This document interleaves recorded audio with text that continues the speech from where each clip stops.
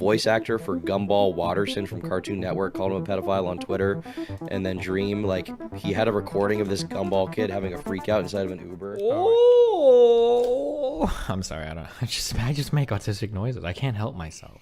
Yeah, I agree. Well, another YouTube drama, I guess, because you haven't seen that. I'll ask you. You probably vaguely know about this, but I doubt you've looked into it. Do you know about the Dream allegations? Are you familiar with this? People linked me that. It was like a 1 or 2 hour video, and I was like, fuck me. I don't know what it is. Basically, he's just a Minecraft YouTuber. I Was, know who falsely Dream is. accused Fuck of being you. a pedophile repeatedly. Okay. Repeatedly. Incessantly, and people believed it for years, to the point where parody accounts on Twitter were calling him a pedophile. The voice actor for Gumball Watterson from Cartoon Network called him a pedophile on Twitter, and then Dream, like, he had a recording of this Gumball kid having a freak out inside of an Uber, which by the way, I don't care about the slur thing, but like, this guy was positing as like a social justice type guy, and also the people who hate Dream they think that he's racist for saying the word lynch once on live stream in like a non-racist context when he was like lynch the cheaters. And so these people then side with this Gumball kid who falsely accused Dream of being a pedophile just because he's Gumball, and like Dream is Dream and Dream's cringe. It's I've been covering it for like months on my channel, but it's been like probably super mega tier shit in terms of like how blackpilling it is to see how retarded people fucking are. And it makes you so angry. It makes you so angry to see that the average person, I mean on the internet at least, has no principles, has no, I mean, really belief around anything. They don't care about facts. They don't care about details. All they care about is like, this guy's cringe, I kind of don't like him, therefore any action against him is justifiable. And this is like a broad internet thing as well. And even after Dream debunked all the allegations, you still have people being like, well, he still was on the Donald subreddit in 2015, therefore he deserves this. And it's like, what the fuck's wrong with you people? Damn, Azure, thanks for gifting 121 subs. I feel like you can write a formula for it's. There's like 2 variables. One is like critical mass of fans, and then 2 is average age. And when the average age is pushed low enough and a critical mass of fans is built, you get what I would call like the worst types of fandoms that have ever existed on the internet. This is evident with Taylor Swift fans. This is evident with K-pop fans. This is evident with Aiden Ross fans. This is evident with Dream fans. Basically, like when these 2 variables combine in the worst way ever, it is literally the most dog shit fandoms that have ever existed in the like course of human history. Yeah. That's like that. I think that's what it was. Yeah. And part of the problem also, I think that Dream did acknowledge this in his video a little bit, the way that he played into the fandom kind of culture, but there's this really infamous tweet he made that everyone points to where he's like, I see my fans as kittens. There's a big cuddly box of kittens I love so much. Okay. Stuff like that fueled the parasocial thing. But the bigger issue is that he back in like 2019 to 2021, he was getting really, really famous, like going from 1 mil to like 10 mil subs. There would be fans in his audience who were, probably middle schoolers, and they were very progressive, and they would make call-outs to be like, here's this part where Dream used a rap song in his video, and because he used a rap song, did you know that Dream is not allowed to do that because it's cultural appropriation, which is racist? Or it'd be like him he did like a like war cry on stream. Okay. And when he did that, his fans were like, did you know that he's appropriating Native American culture? And initially, Dream's response was to say, fuck you, I can do whatever I want. Like, I just was mimicking SpongeBob. It's not appropriating anything. It was just a meme. Who fucking cares? And then, like, a week later, his response was to be like, hey guys, I'm so sorry I got angry with you. I understand now what I've done. I was culturally appropriating people. I didn't want to upset anyone. I'm going to refrain from that in the future. And this happened slowly over time, where every single thing he would just apologize for.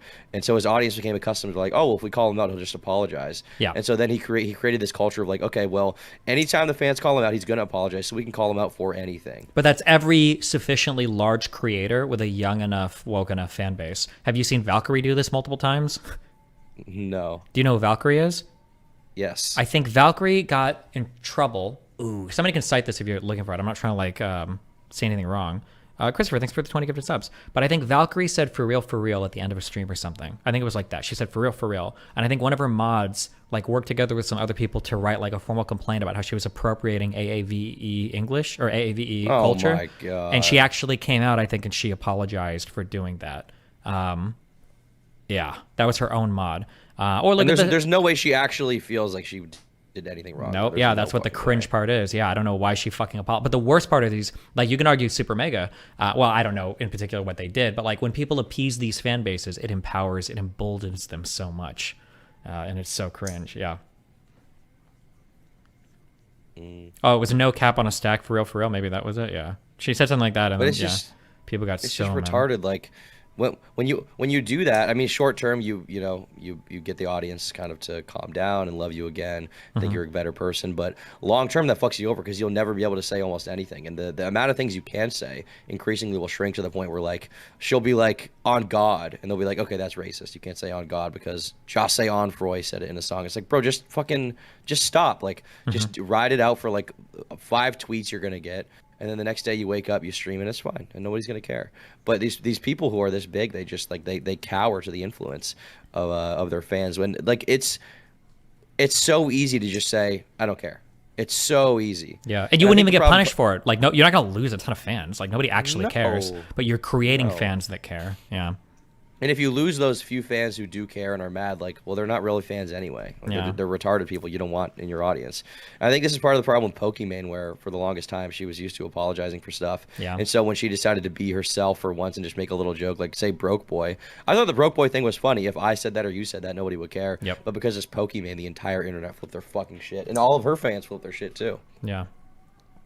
It's, Yeah, that's why I feel like it's sad. demographic polling for your audience is so important. Like, we regularly check political opinions and average ages, and I feel like it's moving like too far away from where I'm at. That's why I'll drop like a tactical N-bomb on stream. Like you said, happen like every few months if like things are bad, maybe every like 1 or 2 years. But I feel like, say the N-word every now and then, and it keeps away like the woke scolds, and pretty good. Yeah.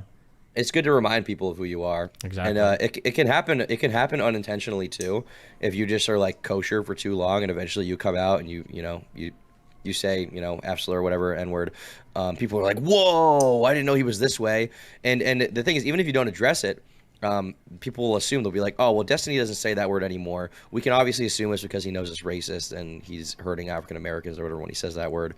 They'll assume intentions, and so I don't think you have to explicitly lay it out, but you can show your intention and personality through actions pretty well, and you kind of have to constantly remind people of who you are, unfortunately. Yeah, I mean, I definitely agree. Yeah, that was the crucial mistake that I made, that Ethan just made, right? I had that problem a long time ago. I argued with so many right-wingers, my fan base started to turn communist, and I didn't even realize it. But it's because I didn't spend any time talking about how retarded communism is. And that was my huge schism with, where Vosh and Hassan ate half my fan base a long time ago. And then with Ethan from H3H3, yeah, him doing that show with Hassan and slowly realizing, like, wait, holy shit, there's a lot of, like, unironic fucking tankies that are, like, a part of the fan base of the show. I need to cut this fucking show because this is outrageous. Yeah. Yeah. Well, early on, were you not somewhat sympathetic to those guys when you thought they were more just like, I don't know, sock dems or whatever? Which guys? Vosh and Hassan. Yeah, I was, but because I spent all my time exclusively fighting people on the right, I had a lot of people that on my under me, because they never heard me attack people far on the left, that thought I was like chill with that.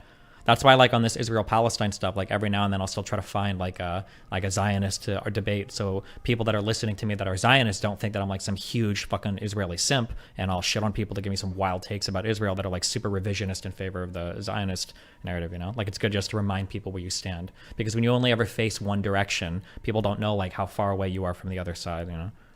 It's good to ground yourself that way. Yeah. It is kind of shitty that the audience is like that, because I mean, this didn't used to be a problem with like TV or whatever, just because the audience is more disconnected. But there's obviously pros to being streamer and having a chat and having comments on YouTube, but the negative is like the audience is so invested in who you are as a person. You have to constantly justify, like, oh, I'm a good person, I'm this kind of person.